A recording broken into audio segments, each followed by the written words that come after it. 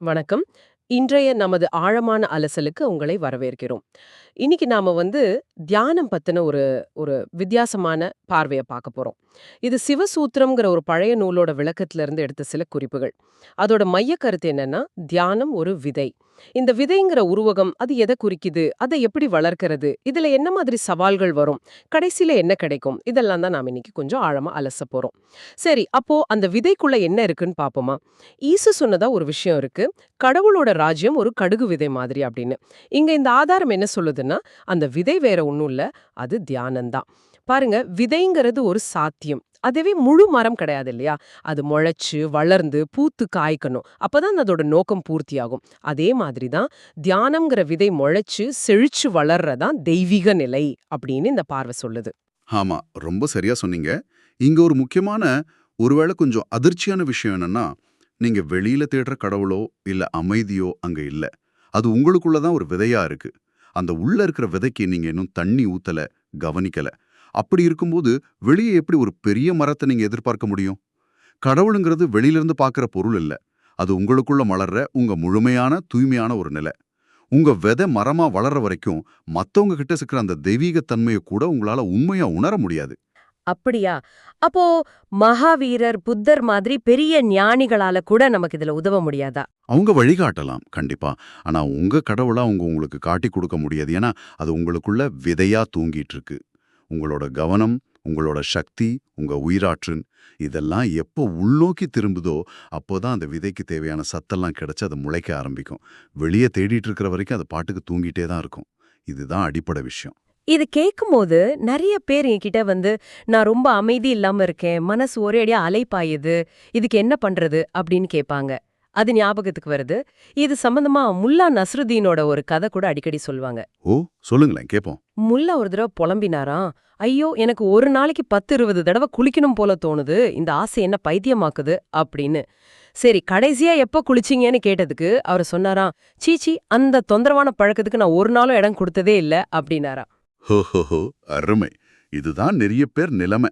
தியானங்கிற அந்த உள்குளியல் இருக்குல்ல, அதுல ஈடுபடாமையே அமைதியின்மை மட்டும் போயிடணும்னு நினைக்கிறோம். தியானங்கிறது நம்ம உள்ளத்தை சுத்தப்படுத்துற ஒரு குளியல் மாதிரி. குளிச்சதும் உடம்புக்கு எப்படி ஒரு புத்துணர்ச்சி வருதோ, அதே மாதிரி தியானத்துக்கு அப்புறம் உங்க உள் உலகம், உங்க அகம் புத்துணர்ச்சி பெறும். அங்க அப்புறம் குழப்பம், கவலை இதுக்கெல்லாம் எங்க இடம் இருக்க போகுது? வாழ்க்கை ஒரு பாரமா இல்லாம ஒரு நடனமா மாறும்னு இந்த ஆதாரம் சொல்லுது. ம். சரி. இந்த அமைதியின்மைக்கு மெயின் காரணம் என்னவா இருக்கும்? இது ஒரே ஒரு காரணம்தான். உங்களுக்குள்ள இருக்கிற அந்த தியான விதை இருக்குல்ல, அது மரமா வளர்றதுக்கு நீங்க இன்னும் அனுமதிக்கல. அவ்வளோதான். பணம், பதவி, புகழ்னு வெளியிருக்கிற விஷயங்களை சேர்த்துக்கிட்டே போறதால நிஜமான அமைதி ஒரு நாளும் வராது. சொல்லப்போனா அதெல்லாம் கூட கூட உங்களுக்குள்ள இருக்கிற அமைதியின்மை இன்னும் அதிகமா தான் ஃபீல் ஆகும். பாருங்க, ஏழைக்கும் அமைதியின்மை இருக்கு.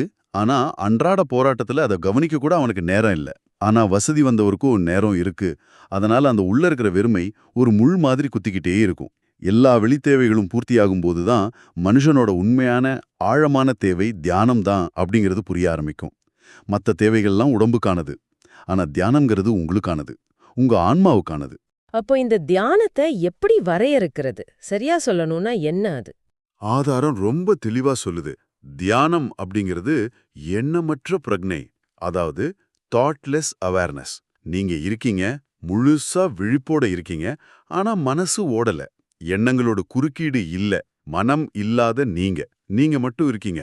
இன்னொரு படி மேல போய் சொல்லணும்னா, மனசோட மரணம் தான் தியானம். மனசோட மரணமா?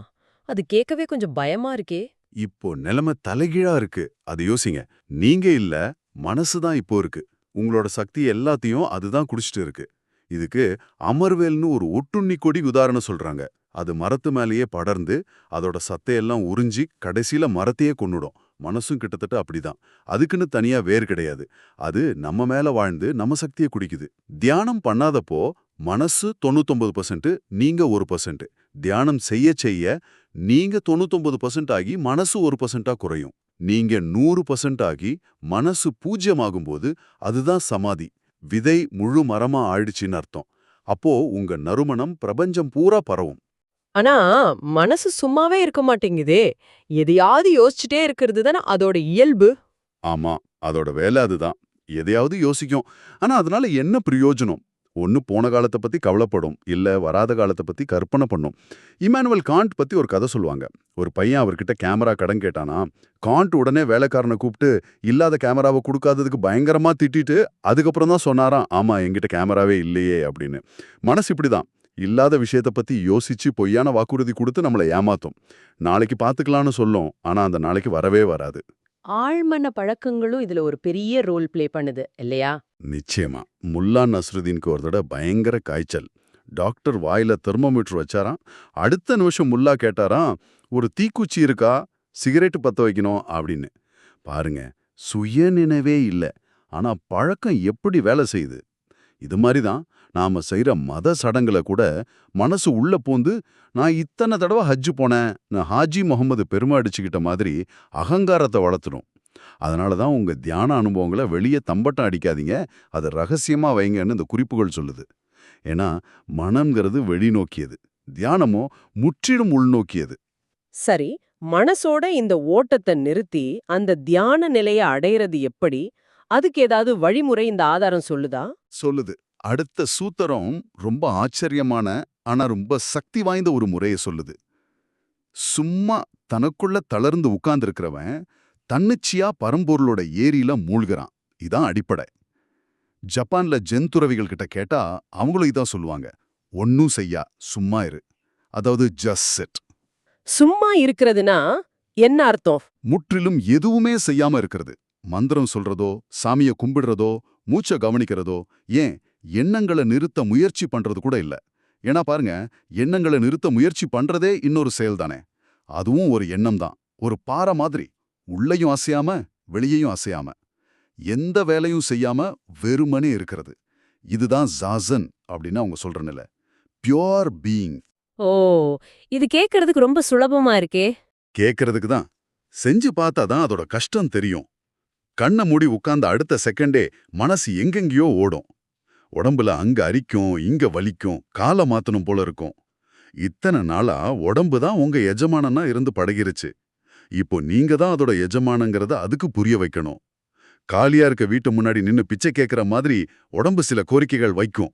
அதுக்கு கண்டுக்காதீங்க, செவி கொடுக்காதீங்க. ஒரு 3 வாரத்துல உடம்பு அடங்கிடும். அது உங்க பேச்ச கேட்க ஆரம்பிச்சிரும் ஆதாரம் சொல்லுது.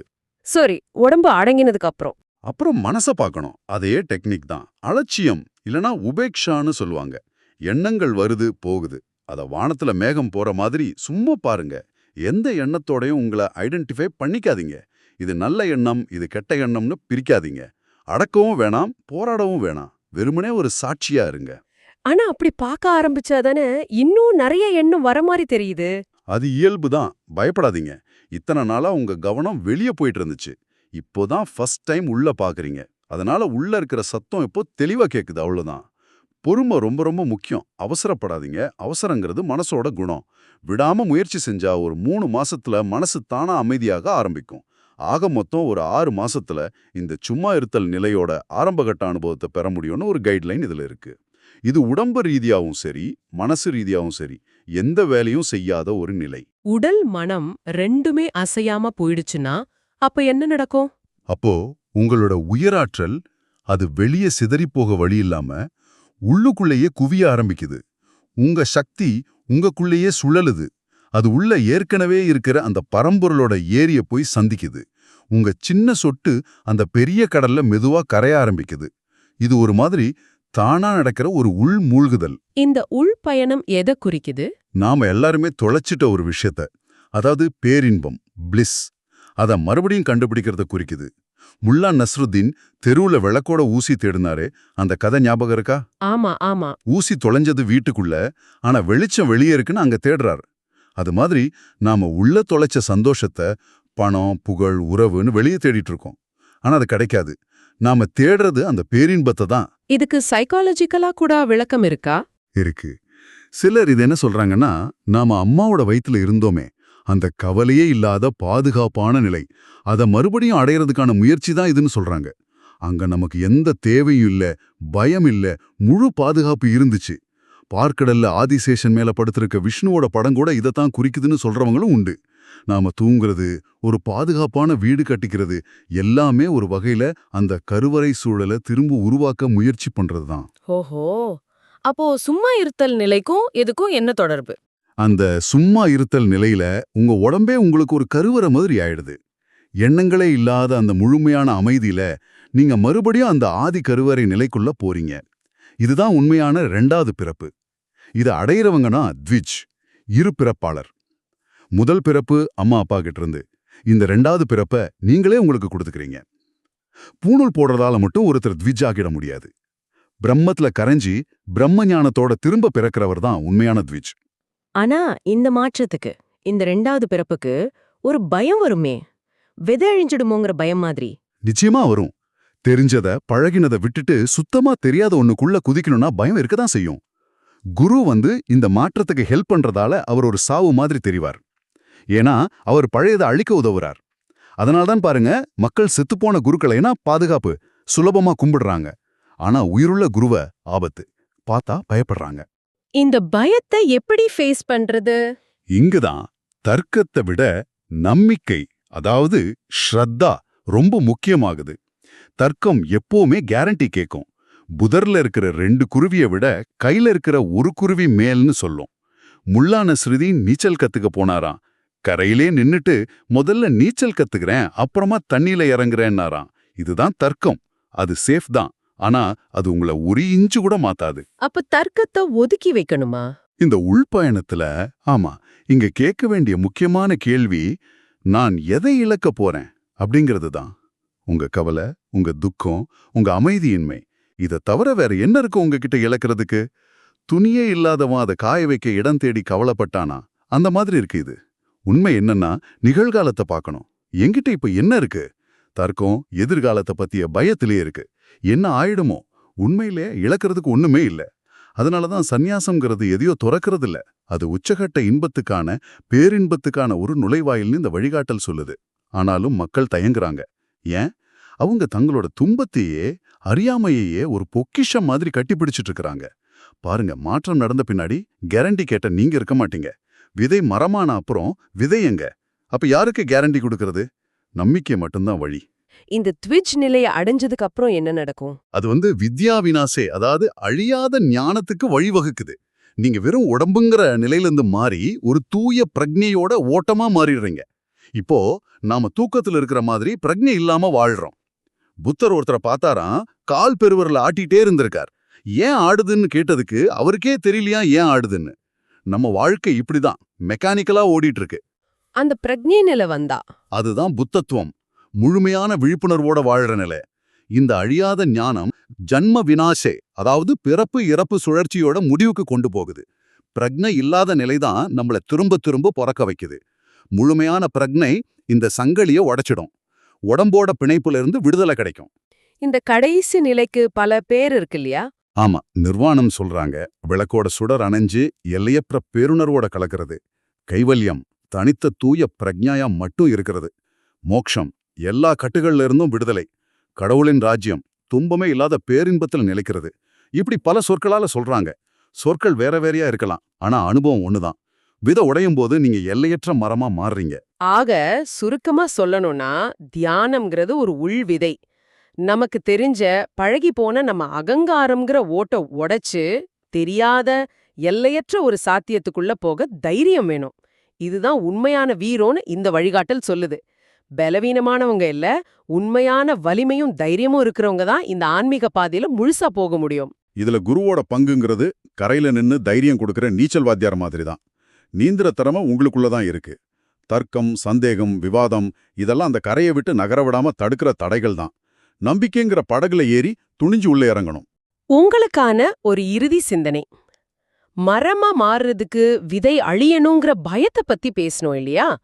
உங்களோட சொந்த உள்ளார்ந்த சக்தி முழுசா மலர்றத தடுக்கிற மாதிரி எந்த விதை மாதிரி இருக்கிற வரம்புகளை, நம்பிக்கைகளை இல்ல பயங்களை நீங்க இன்னமும் இறுக்கமா புடிச்சிட்டு இருக்கீங்க? தெரிஞ்சு பழகி போன எந்த ஓட்ட உடைக்கிறதுக்கு நீங்க தயங்குறீங்க? இத பத்தி கொஞ்சம் யோசிச்சு பாருங்க.